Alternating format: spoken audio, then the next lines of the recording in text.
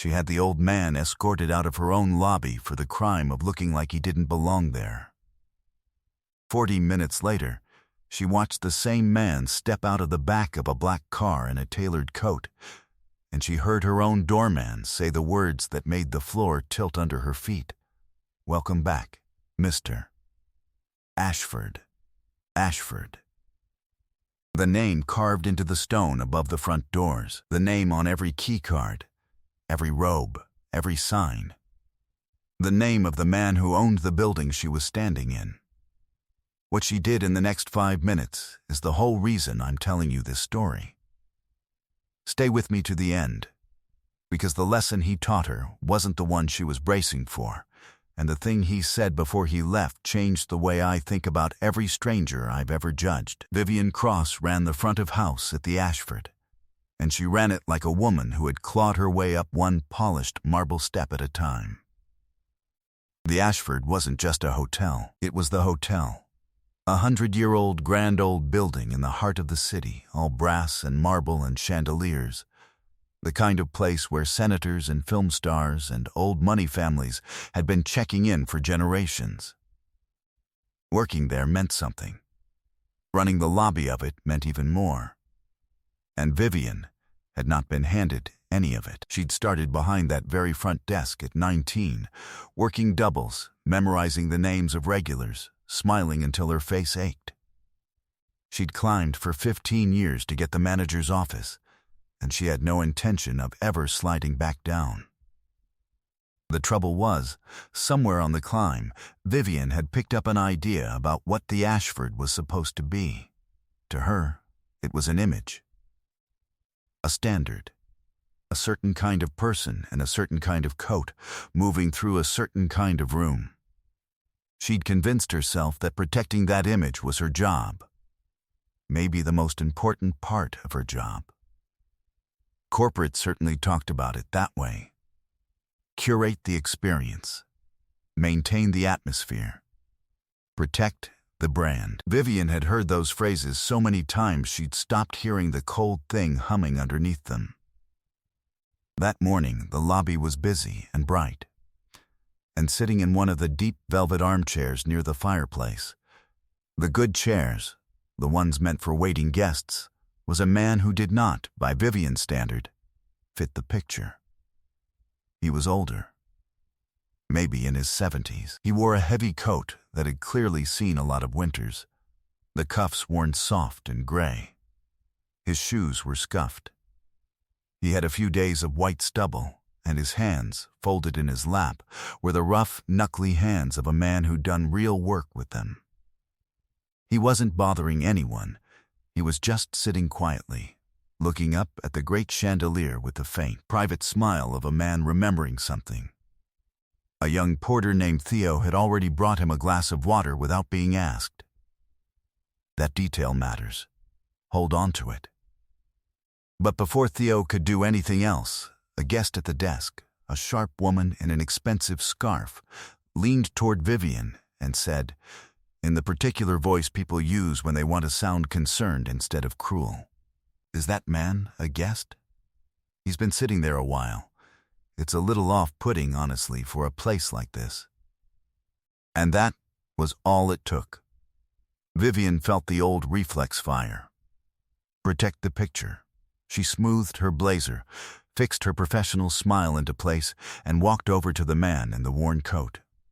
"Sir," she said, in the smooth, frictionless tone she'd perfected over 15 years, the tone that sounds polite and lands like a closing door. "I'm the manager here. Can I ask if you're a registered guest with us today?" The old man looked up at her. His eyes were pale and clear, and she'd realized much later, kind. "No," he said simply. "Not today. I'm just sitting for a moment. It's a beautiful room." "I understand," Vivian said, in a way that made it obvious she didn't care whether she did. "Unfortunately, these areas are reserved for our guests. I'm going to have to ask you to move along." She glanced toward the doors. "I can have someone show you out."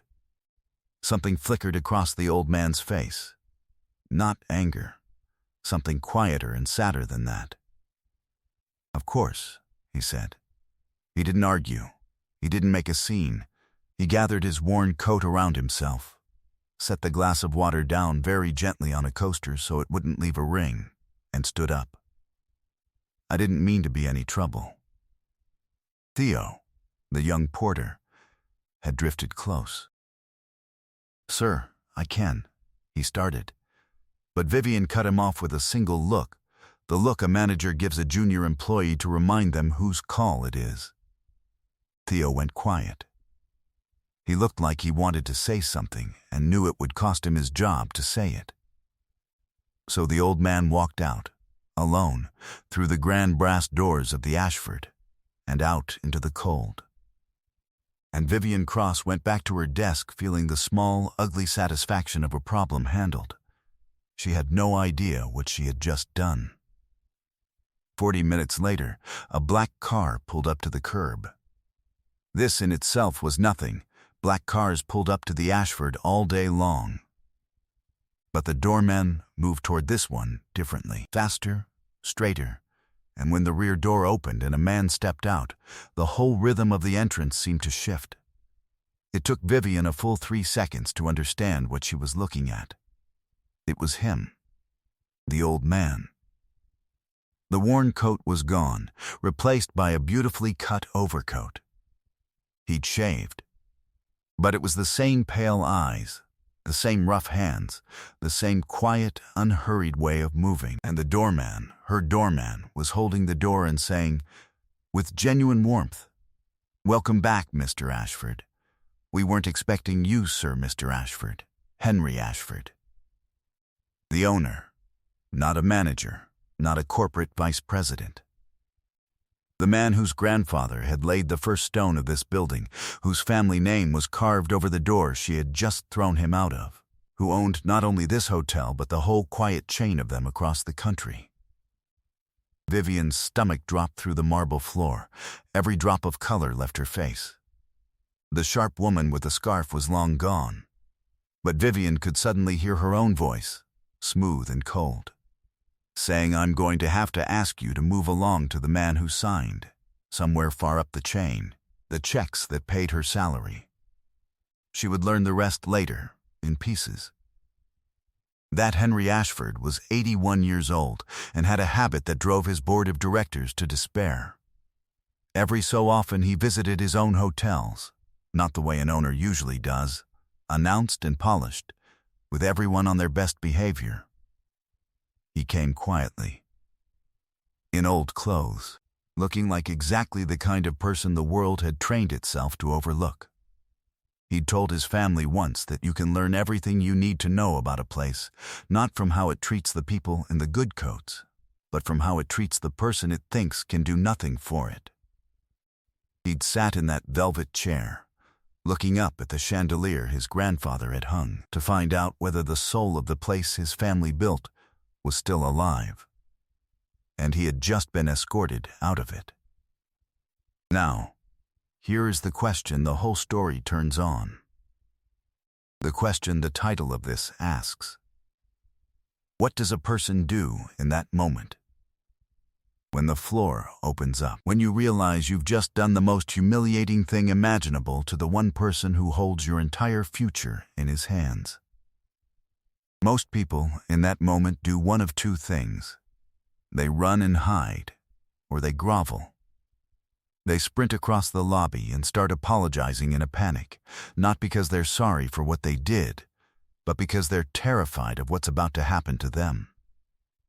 They beg. They explain. They blame the woman with the scarf, blame corporate, blame the policy, blame anyone but themselves. "I'm so sorry, Mr. Ashford. I didn't know it was you."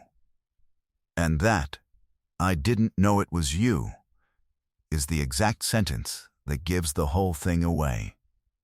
Because it means the only problem was that you didn't know who he was. It means if he really had been a poor old man with nowhere warm to sit, throwing him into the cold would have been perfectly fine. Vivian stood frozen behind her desk for what felt like an hour and was probably 4 seconds. And in those 4 seconds, something happened to her that she would spend the rest of her life being grateful for. She didn't think about her job. She thought about his face. That quiet, sad flicker when she told him to move along. The way he'd set the water glass down so gently, so it wouldn't leave a ring, on his way out of being humiliated. The way he'd said I didn't mean to be any trouble, not to her, the woman throwing him out, but almost to the room itself, to the beautiful old room he loved and had just been told he didn't belong in. And Vivian understood, all at once and far too late, that the problem had never been that she didn't know who he was.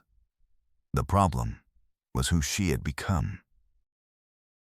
She had thrown a gentle old man into the cold for the crime of resting his feet, and she'd done it without a flicker of doubt, because somewhere over 15 years she had quietly stopped seeing people and started seeing only whether or not they fit the picture. So Vivian did not run across the lobby. She did not grovel. She walked slowly, and when she reached him, she didn't lead with his name or his title or her job. She looked Henry Ashford in the eye, those clear, kind eyes she'd refused to really look at the first time, and she said, "Sir, an hour ago I asked you to leave this lobby, and I did it because of the way you were dressed. That was wrong. It was cruel, and it was wrong, and it would have been just as wrong if you'd been exactly the man I thought you were, and nothing more. I'm not telling you this because of who you turned out to be. I'm telling you because I treated a person as if he didn't matter, and he did. I'm sorry." Truly, the lobby had gone very quiet. The doorman was holding his breath. Somewhere near the luggage cart, young Theo was watching with wide eyes. Henry Ashford looked at her for a long moment. And then, slowly, that private smile came back to his face, the same one he'd worn looking up at the chandelier. "You know," he said, "I've been doing this for about 30 years. Walking into my own hotels, looking like a man nobody wants in the lobby." He paused. "Do you know how many managers in 30 years have apologized to me without first saying the words I didn't know it was you?" Vivian shook her head. "3, he said. "Counting you." He let that land. "Everyone else apologized to the owner. You apologized to the old man. That's a different thing entirely. That's the only thing I ever came looking for." Vivian felt her eyes sting and refused, on principle, to let them spill. "I'm not going to pretend what you did was small," Ashford went on. Gently. It wasn't. "There was a man in this lobby today who needed nothing more than a warm chair for 10 minutes, and the most powerful person in the room decided he wasn't worth the space. That's a real failure, and you should carry it. But carrying a failure and being destroyed by it are not the same thing. The question was never whether you'd make a mistake. Everyone does. The question is what you do in the 5 minutes after you realize you can't take it back." He nodded at her, slowly, "And what you just did in those 5 minutes is the most important thing I've seen in this building in years." Then he did something Vivian didn't expect. He looked past her, across the lobby, to the young porter standing by the luggage cart. "That young man," Ashford said quietly. "When I sat down, before any of this happened, he brought me a glass of water. Nobody told him to. He didn't know who I was either.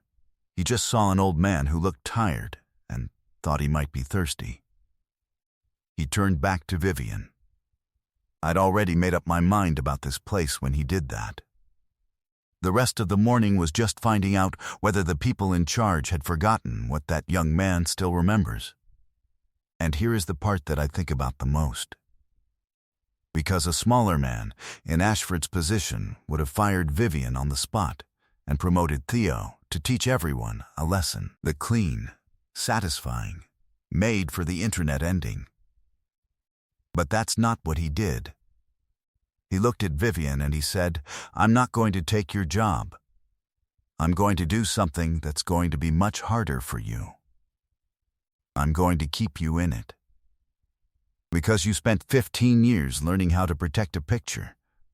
And now you're going to spend the next 15 unlearning it. You're going to remember the face of the man you put out in the cold today every single time someone walks into this lobby who doesn't fit your idea of who belongs. And you're going to make sure it never happens again. Not in my hotel. Not while you run this floor. He paused. That's not mercy. That's a job. The hardest one I've got. Do you want it? Vivian Cross, who had clawed her way up one marble step at a time, who had built her whole identity on protecting an image, said yes. But she said it differently than she'd ever said anything in that building before. She said it the way you say it, when you finally understand what you're agreeing to. What happened after that, Henry Ashford mostly did quietly, the way the best things are done. Theo, the young porter who'd brought a thirsty stranger a glass of water, was moved into a training program with his name attached and a future in front of it. And the Ashford got a new, very simple rule, written by Vivian herself, and posted in the back where only staff could see it. It said, "There is no such thing as a person who doesn't belong in this lobby. Treat the man in the worn coat exactly the way you treat the man who owns the building. You will not always be able to tell them apart. And it shouldn't matter if you can." But the thing that stayed with Vivian wasn't the rule or the second chance.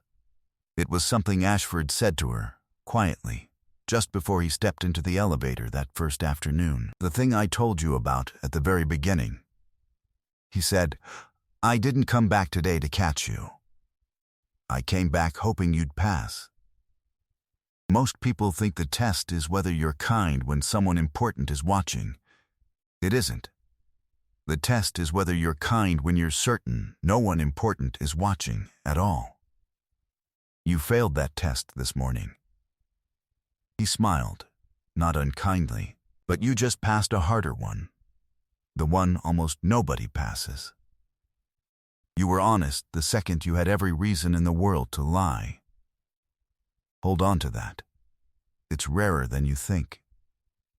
And then the elevator doors closed, and the old man who owned the building went up to look out over the city his family had served for 100 years. I think about this story more than I expected to, and not because of the twist. Not because the shabby man turned out to be the owner. The twist is just the hook. The real thing underneath it is the question the old man asked. Are you kind when you're sure no one important is watching? Because the truth is, almost all of us are decent when it counts. When the boss is in the room. When the camera's on. When the person in front of us might be somebody. That's easy. That's just self-interest wearing the mask of kindness. The real test, the one that tells you who a person actually is how they treat the person who can do absolutely nothing for them. The tired old man in the worn coat. The person the world has quietly decided doesn't matter. The one you're certain you'll never see again. Vivian failed that test in the morning. But she got something most of us never get. She got to find out, in the harshest way possible, exactly who she'd let herself become, while there was still time to become someone else. And the man she'd wronged was wise enough, and kind enough, to hand her the chance instead of the punishment. So here's what I'll leave you with. Sometime soon, maybe today, someone is going to walk into your lobby. Not a hotel lobby. The lobby of your life. Your day. Your line at the store. Your inbox. Your sidewalk. And they're going to be exactly the kind of person you'd normally look right past. Someone who can do nothing for you. Someone who doesn't fit the picture. And you're going to feel that old reflex, the one that wants to move them along. Don't. Bring them the glass of water. Be the porter, not the manager. Because you will not always be able to tell who's who. And the old man taught us the only thing that actually matters It shouldn't change a single thing if you can't. If this story moved you, leave one word in the comments. Just so I know you made it to the end. And so I know there are still people out there who'd bring the glass without being asked. And if you believe the world needs more people who are kind when no one important is watching, then subscribe. Because those are the only people we make stories about on this channel. Thank you for being here. I'll see you in the next one.